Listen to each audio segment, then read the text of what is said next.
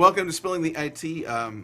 Professional note, be sure to turn off your phone before the show starts. Hey! Hey, what's up, Adam? Hey, Paul, how you doing? I'm good. Better now because this phone's not going to go off. No, that's good. You got silence before broadcasting. That's very professional of you. That's good. It's a I professional. silenced my ringer here locally. It's all good. It's all good. Ready to rock. Just a couple of professionals, Adam, talking IT, channel news, updates. Yes, sir. Welcome. Yeah, if it's your first time, this is Spilling the IT, and Adam and I are both with Quest Technology Management, and this is a chance to talk about channel news, updates, and what's happening at Quest that could help you, impact you, or just, you can learn some stuff. Yeah. What's going on? How you doing? Good, good. Recovering from a full day of grazing on meatballs and barbecue and all sorts of stuff from Super Bowl weekend this weekend. So doing all right. Getting back into work. So it was a fun weekend. At what point during the um, around halftime, I realize I have made a grave error in how much food I should or incapable of eating. At what point along that four quarters are you making the realization I've messed up? I got that realization pretty early. My wife made some queso dip, and I went after it pretty aggressively before kickoff. And Yeah, it was a good queso dip. It was solid. It was solid, but yeah, uh, it's just one of those things. You gotta stay involved, watch the game, a lot of food, a lot of drink, all that good stuff. But it was fun. It was a good Super Bowl weekend. That So was good. You remember the beginning of Flintstones when they are going out to eat and there's gigantic ribs yeah, and it yeah, tips over it the tips the car? car over. It tips the Yeah, car yeah, over. yeah, And you're like, oh, that rib is so large, it can tip a car over. I yeah. feel like that's the problem with the ribs. They're too tiny. So you start eating, and then you're like, wait a second. This is far more filling than it looks like. But if they were larger, it would be easier to like adjust. But they're so tiny, you're like, I can eat a bunch of these. And then very quickly you realized I've miscalculated gravely. Yeah. Does that make That sense? part always weird. Yeah, it did. Yeah, and you know, I always like to go to cartoons for my dietary advice as well. Um, I think but yeah, the gummy bears ate pretty healthy. DuckTales? I all don't right. know. Yeah, yeah, Mhm. that could be a good one too. So Well, hey, let's talk about things that people are interested in, like uh, technology. Adam, smooth segue. Cyber yeah. Defense Suite. You mentioned you wanted to kind of dive in and talk more about that today. Well, yeah, I wanted to talk about CyberDefense Suite because it's one of those things. It's a service that we put together at Quest, and one of the ways that we market ourselves and kind of communicate to them to our partners and to our clients is, hey, how can we help? We're an IT company, and how can we help? And every once in a while, we put together, specific service offerings around, where we're seeing a lot of people need help. And one of the things that we continue to see out there is organizations needing assistance in the cybersecurity world, right? So in the realm of protecting their end users, protecting their data, and basically just protecting their enterprises from 10 users to 10,000. Um, and we put together what we call Cyber Defense Suite, and it's one of those things that when you communicate what it is to IT director, an owner, anybody who's out there trying to understand how to protect their organization, it's a no-brainer, and we priced it in a way that's a no-brainer. But I don't know if it's a marketing or if it's communication or if it's just where it's at right now. But we're seeing really quick adoption with some organizations, and some that kind of look at it a little bit. They're still kind of evaluating it. So trying to figure out what that sweet spot is and how to communicate it. And rather than overcomplicating that, we just thought, hey, let's just talk about what it is, and maybe this could help people understand. Okay, what is Cyber Defense Suite? What does it actually mean? And so that's why I kind of thought, hey, let's just talk about Cyber Defense Suite. Some people are like latch onto it right away. It's really a no-brainer Hmm. when when you peel apart the different layers that go into it. But I don't know, for some reason, just it hits really quick with some, and some just kind of glazes right over. So I thought maybe we could chat through it a little bit today. So this is good for people that know a little bit about it but want to learn more, and this is also helpful for the glazers, the people who are like, I don't understand it. Well, yeah, it's I don't understand it, or you know, maybe I don't need that, Mm-hmm. or I'm not quite sure how that would apply to my people or my organization. So that's where, you know, whether you have these services in place with Quest, or if you just put them in place with anybody, strongly suggest that you get these kind of three fundamental building blocks right. That's kind of how we built the Cyber Defense Suite. There's a couple of things that if you really want to protect your environment, you really want to protect your people, Mm-hmm.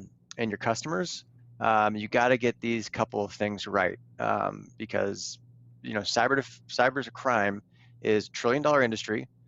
That's with a T. Trillions of Trillion. dollars are, yeah, trillions of dollars are being basically extorted from the community, of U.S. and international enterprises, and they're using Bitcoin to do it, to get those processes and those transactions basically off. We've met some cool companies that help trace those transactions and figure out where those transactions are going. So that's Mm-hmm. really cool. Learning more and more about Bitcoin every day. So that's awesome.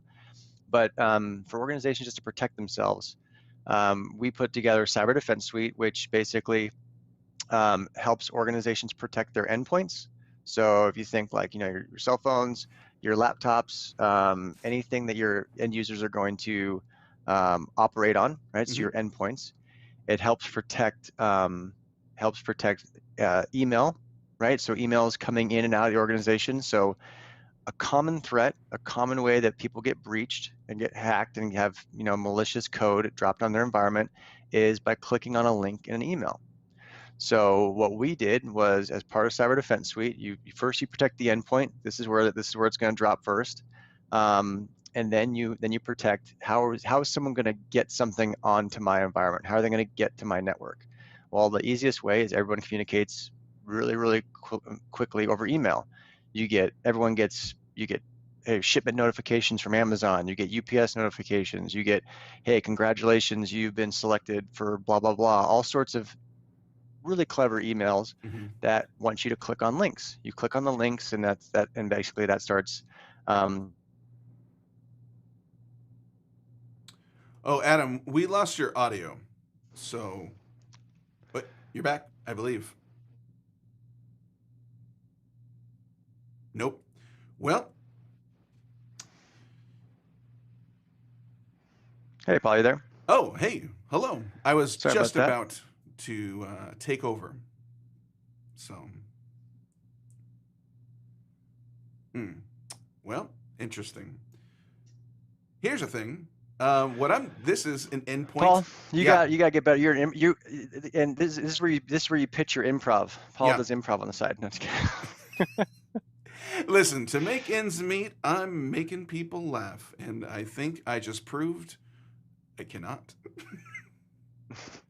Hey, No, yeah. so really, you know, around Cyber Defense Suite, there's you know, there's a couple things that you want to take a look at, and like we said, you have the endpoint, Mhm. you have email, and then you have places online that you don't want your people to go because there's malicious code embedded in that environment when you go there. So you get pop-up ads, you get those stupid little like, you know, clickbait icons at the bottom of the page. Mhm. They have, you know, people scan websites all the time, and you're always reviewing to say, hey, is there malicious code on this site or not?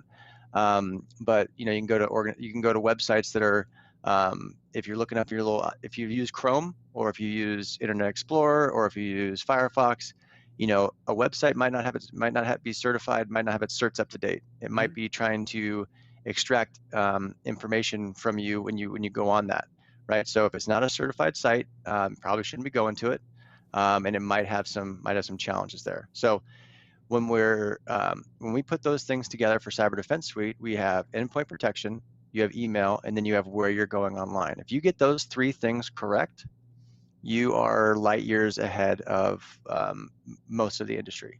Just candidly, a lot of people maybe have endpoint protection in place, but it's not in a blocking mode. It's just an observation, or it's not up to date with the latest patches, or it's not analyzing things correctly. So those are the three basic building blocks that we really advocate organizations get put in place and get put in place effectively. We bundled it together in a way that makes it a no-brainer when you try to subscribe to those things on their own. Now, Quest sells technology, and we also provide it as a service. So we sell a lot of antivirus and endpoint protection services, tons of them, 30,000, 40,000 endpoints under management. But we also sell the software if customers want to use it themselves. So we're okay either way. We want to help you where you want to get helped. But if you want to have someone manage it for you, endpoint protection as part of the CyberDefense Suite is a great option to consider. So, Nice. I don't know, Paul, what do you think about cybersecurity? I mean, you're in marketing. You do research, and you're out there kind of checking things out, how people are messaging it. What are you seeing in the marketing world as far as communicating around these services? Well, what we have found is that people very often. So when you're talking about security, I think people have the immediate, the immediate image that comes to mind is the like, oh, I'm a prince and I need you to send money. Can you please click on this link? And people feel like, oh, I can very easily understand what a fake email looks like. I can understand what a bad link looks like, and it's amazing how deceptive and how skilled people are at crafting. I mean, it's a real, I don't want to use the word art. It's a dark art, I would say, to craft an email that looks real and accurate in the little ways they can change fonts so letters look like the correct letters, but it's really sending you into a very, down a dark path that's going to like, for phishing. So I think it's very interesting the confidence people have. And then when you kind of walk them through, like, well, it's not about you making mistakes, it's about people actively trying to deceive you. So that's one thing I think is a huge difference, that people feel like I'm capable of recognizing this thing, and just sometimes admitting like, oh, sometimes you might need some help. Help is okay. That's our goal. How can we help you? Yeah. Well, then that confidence game is there's a kind of a willful arrogance sometimes that people think like, no, I got this under control. I got this under control, and until you don't. And that's where you got to just make sure that you have an organization to escalate to in the event that maybe it's not all under control and you do need some assistance. I mean, a lot of people don't even realize that I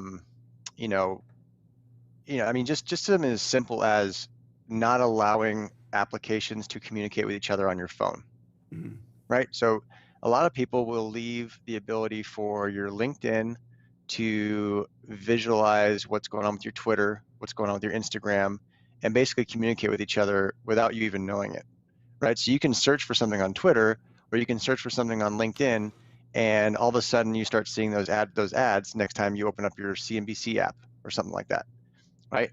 All these things are communicating with each other, and that data stream, for people using it for good, right? To communicate and position products in front of you, is also a potential, threat to gaining access to your information. Just on a stupid, just one endpoint here, allowing applications to talk to each other by default. They're going to do that. They're going to put that in place by default.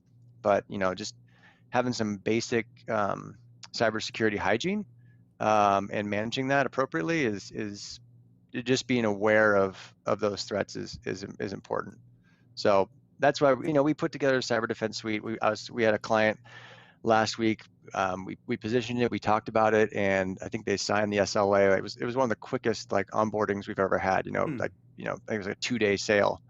It was like, because they had tried to do these things on their own, and they had gone out and tried to purchase them, and they're like, Adam, I buy endpoint protection as a service. I buy email security, and you guys are going to do email security, endpoint protection, and vulnerability scanning all kind of together in this bundle for less than, I think, just their one email security appliance. They had bought Mm-hmm. an email security appliance that, everyone's heard, online, or if you listen to XM, you hear these, Barracuda or whatever, types of appliances that they're great. But sometimes you can bolt on a bunch of other things, to them, and deliver it as a service for cost effective. And that's what we've done with CyberDefense Suite. We kind of built out a no-brainer um, service model for endpoint protection, email security, and what's called DNS, right? So helping people not go to sites that are not protected. And I think So one of the huge problems is teams are assuming another part of the team is handling this stuff. So regardless if you use our cyber defense suite, we're just trying to make you aware, like, hey, are you considering endpoint device security or email security protection or DNS security or firewall? Are you doing vulnerability scans? And if you don't know definitively, and you're like, if you're thinking, I think so, go find out, because yeah, if this goes bad, it can go really bad. So just go find out. Go ask the questions of the team, and if we can help, yeah, great. But if you know you're doing this already, great. But just make sure you know you're doing it, which I think is the huge problem. A lot of assumptions are made, but not a lot of answers until. yeah. And one way that we help, if you want to go up there, Paul, to those workshops, if you want to click on the workshops and show everybody, kind of like, just go to the top right there. One of the best ways to understand, hey, are we doing this? We love doing workshops. This is one of the ways that we help organizations, from leadership to the IT operations team, just kind of get together and validate, like, hey, who does have that? Culture within our company. Hey, who's got that? Is Mhm. a big part of everything that we do. Hey, who's responsible for following up with this piece? Who's got this aspect of this deliverable? Who's responsible? Who's got it? Who's got it? Who's got it? Um, to us, that's second nature. Some organizations maybe need a little help calling out, hey, who's managing updating our endpoint protection solution? Who's making sure that our systems are patched? Hey, when we're going through this disaster recovery scenario, how is that actually gonna execute? Do we have good backups? In the event we get compromised, do we have functioning backups that we can recover from? And it kind of, Paul, to your point, like you just made, like, if there's any doubt in that, if there's like even a hesitant, like, well, I think so, Yeah, you if really, you really need to check. if you say well or I think, go check. Basically, if you have a qualifier instead of saying yes, yeah, just go find out. It's definitely going to help. And it's one of those things where it's like, it's helping when you don't have any problems. So if you're not having problems, um, yeah, I would just go check. Just go make sure it's a yes, rather than like, Yeah, well, I think so. And also, if you're wondering, like, does Quest really like doing complimentary workshops? Yeah, we do, because Tim keeps coming up with more of them. So he loves him a workshop. So yeah, we definitely would love to talk to you guys. yeah, yeah. No, the workshops are great, and that's kind of how we, part of the workshops is how we got to, like, talk about Cyber Defense Suite. That's how we got to, those three kind of service offerings. And then, I don't know, Paul, if you want to scroll down a little bit to the overview of the Cyber Defense Suite, is basically there's those kind of those inputs there. Hmm. You have the endpoint, you have your email, you have DNS, and then watching and monitoring your IDS and IPS logs, basically just watching your firewall, and then doing quarterly vulnerability scan. This kind of bundled service right here, as you're looking at that, um, that's standard. Like, just, hey, if you wanna stay functional and stay operational in today's business environment, online, remote workforce, all that kind of stuff going on. This is This is your eat your vegetables and get your activity for the day. This is your basic apple a day defense, if you will, from keeping your environment in a steady state and protected. Yeah. Definitely a ton more you can do. There's Hmm. a ton more you can do, but this will put you leaps and bounds ahead um, of most of the market, really. And you want to be leaps and bounds because, like you said, it's $1 trillion industry where people are just hunting for companies who are vulnerable, and they are legit hunting for companies who are vulnerable. Hmm. So, Yeah, um, and it's automated, right? It's not like,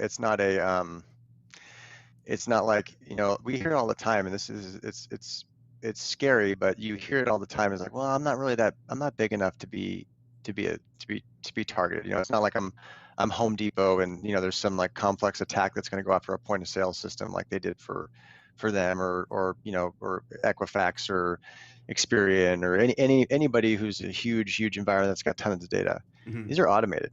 These yeah, are scripts. This is they're just trolling the internet out there looking for a hook, and then once they get a hook, it calls home, and things start kicking off. So it's not a bunch of people sitting in a dark room, targeting a specific environment. Paul and I yeah, joked about what was Operation Swordfish, like on one of our first episodes of Spilling the IT. I don't even think we had called it Spilling the IT yet. mm-mm. Um, but we joked about that one, the John Travolta movie that was horrible back in the 90s.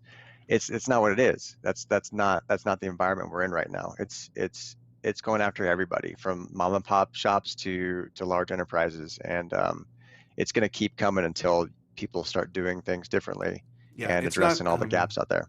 It's not opening up like a giant phone book and looking for the biggest ad and thinking like, oh, they're probably huge. Let's go after them. They're going after everybody. So Yeah, just checking. Like you said, it's just yeah, scripts. They're just checking, seeing if you're vulnerable. Um, and again, this isn't to scare you. It's just to be like, hey, check, see if you have these in place. So yeah. And the security market is I mean, one of you can get on the phone with people. They love to do the fear, uncertainty, and doubt, and sell the latest and greatest. And we're proud of what we do from an instant response standpoint and being able to help people 24/7. And with our cyber defense suite, we're proud of it. But it's $10 a user per month. Like, it's $10 per user per month. It's a very, very solid offering that helps in different areas. Uses some of the best technology on the market, mhm. and this helps put in place a framework of security. Are there tons of other things you can do around hosted SIM, around threat hunting, around red team, blue team, purple team, all that kind of cool consulting cybersecurity stuff? Yeah, there's tons of stuff we can do. Um, but at the framework, at the base, you gotta start somewhere, and that's where we really advocate for getting the basics right, which is protect your endpoints, secure your email, and make sure your people aren't going to sites that are gonna compromise them. And you mentioned it's like an apple a day, and if I can add another image into it, it's a lot like armor. If you have a chest plate, great. But do you have a shield and do you have a helmet? Like, make sure you are fully protected. So, yeah, it's an apple a day and armor. Think of those two things. That'll help you if you're big into imagery. Um, oh, and real quick, again, that's just go to questsys.com, go to workshops or products, and you can find everything we offer there, and we can help you out. So, yeah. Any other thing about cyber defense, Adam? You wanted to jump into and talk about? No, we're always seeing new opportunities to help come up. So we've added a few new product offerings provided by Quest, in the cybersecurity space. One of them is a data protection product that maybe we can talk about another time. That basically encrypts this. There's always additional things you can do. Mm-hmm. It encrypts data that are kind of like the keys to the kingdom or critical data. That's an additional thing outside the cyber defense suite. And then we also have a cloud-based VPN which is helping organizations manage their connectivity for their remote workforce. And that's really, really powerful because it's helping to speed up applications anywhere between 6 to 10 times traditional VPN services. So kind of a cloud-based aggregator that we're hosting and managing and supporting. Yeah, that's something maybe we can talk about in the future too. So Yeah, a lot of that's a different things great to help idea. out with. That's a great Yeah. idea. I love it. Cool. So it's almost 11:30. Adam, real quick, what are you watching? What's worth watching out there? I'm nothing too crazy right now. I had I watched old school, went a little old school, and watched some of the HBO Rome series about Julius Caesar. Yeah, that's That was a good. good one. That is good. Yeah, that was early 2000s, but Yeah. yeah, Nice. Very cool. started flipping through that again. How about you? Well, it's not that old, but did you ever see Icarus that came out like maybe I think 3 or 4 years ago? It won Best Yeah, Documentary. about the Russian Yeah, Olympic training program. Is that guy dead? fascinating. Did they kill that guy, or is he still alive? Well, when the movie came out, I don't know what's happened the past 4 years. When the movie came out, yes, he was still alive. He was in the, oh, I don't want to spoil it, but it's been 4 years, I guess. So he's in the witness protection program. It's a great documentary. Like, if you have not seen it, it is a real interesting deep dive into systems and ways people cheat the system. It's fascinating. So, Yeah, yeah. No, yeah. I did watch that. That was pretty crazy. But that guy, yeah, that's not good to be getting hunted by the KGB. It's No, probably a rough life. Yeah. yeah, not good. Good They luck. changed they changed the letters. It's not the KGB anymore. It's I don't remember what it is, but I remember they changed it. So anyways, it's Same F. people, different uniform. Yep. Yeah. Yep. So anyways, pretty interesting. Great documentary. Enjoyed it. Cool, man. Yeah. Nice. It's Very available cool. on Netflix if anybody wants to watch it. So yeah, Right cool. on. Right on. Adam, thanks for jumping on. Thanks for doing this. This has been always fun. Yeah. No, appreciate it. Thanks everyone for joining, and hope to talk next week. Awesome. Sounds good. See you then. Uh,